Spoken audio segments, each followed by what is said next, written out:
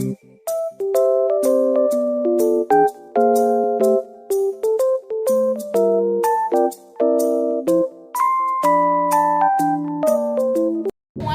semuanya, selamat siang. Kali ini kita bakal mulai podcast ya dari mata kuliah aliran linguistik. Dosen pengampunya Bapak Surip sendiri. Kali ini podcastnya bertema linguistik tradisional. Yang akan narasumbernya itu Jessica. Hai, nama saya Jessica Ramuna. Aku Siti Badra Syegian. Oke, pertanyaan pertama tuh apa sih yang Jessica tahu tentang linguistik ini? Menurut Kamus Umum Linguistik didefinisikan sebagai ilmu bahasa, studi ilmiah mengenai bahasa. Linguistik adalah ilmu yang mengambil bahasa sesuai objek kajiannya. Pera mengatakan bahwa linguistik merupakan satu ilmu otonom dan menggunakan metode-metode ilmiah. Lebih lanjut dijelaskan studi bahasa secara ilmiah dengan nama linguistik baru, dimulai pada akhir ke-9 19. Studi linguistik adalah studi tentang bahasa alami. Ini biasanya mencakup studi tentang struktur bahasa atau grammar, studi tentang mata atau semantik, dan fungsi sosial bahasa atau sosial linguistik. Dalam beberapa tahun terakhir telah menjadi subjek populer untuk belajar. Yang termasuk dalam studi linguistik adalah pengantar teori bahasa dan teori linguistik. Teori bahasa anak, akuisisi atau pemorelan bahasa, fonetik, semantik, sosial linguistik, bahasa, gender, pragmatik, dan psikolinguistik. Kalau menurut Siti, coba jelaskan sejarah linguistik tradisional. Nah, yang aku tahu ini sejarah linguistik itu dimulai dari linguistik tradisional. Kata bahasa tradisional menganalisis bahasa berdasarkan filsafat dan semantik, sedangkan tata bahasa struktural berdasarkan struktur atau ciri-ciri formal yang ada dalam suatu bahasa tertentu. Misalnya dalam merumuskan kata kerja, tata bahasa tradisional mengatakan kata kerja adalah kata yang menyatakan tindakan atau kejadian. Sedangkan tata bahasa struktural, kata kerja adalah kata yang dapat berdistribusi dengan frase.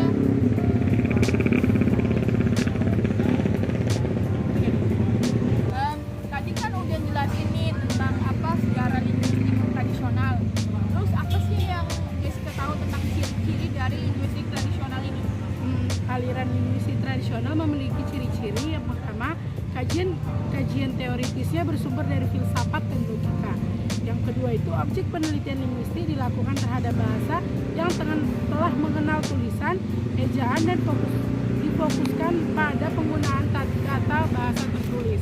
Dan yang ketiga, para penganut aliran linguistik ini menjelaskan gramatikal bahasa dengan berpatokan pada gramatikal bahasa Yunani atau Latin.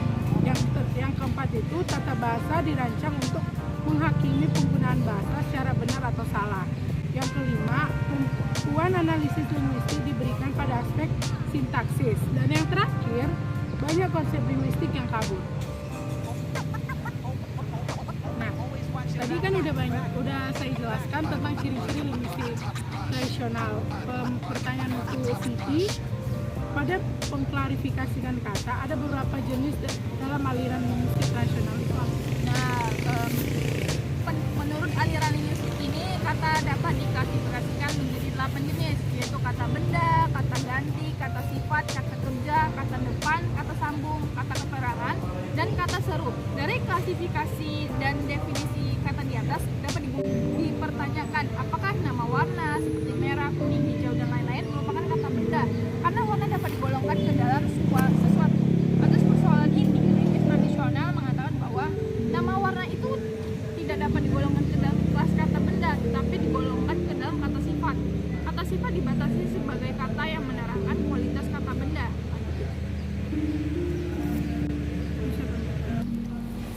Tadi kan udah dijelasin nih tentang klasifikasi katanya. Terus apa sih kelemahan dari aliran linguistik tradisional ini? Nah, jadi kelemahannya aliran linguistik tradisional ini, aliran linguistik tradisional tidak konsisten dalam kriteria penggolongan kata. Misalnya, nomina adalah nama untuk orang makna, sedangkan kata sifat didefinisikan sebagai kata untuk menerangkan kualitas benda.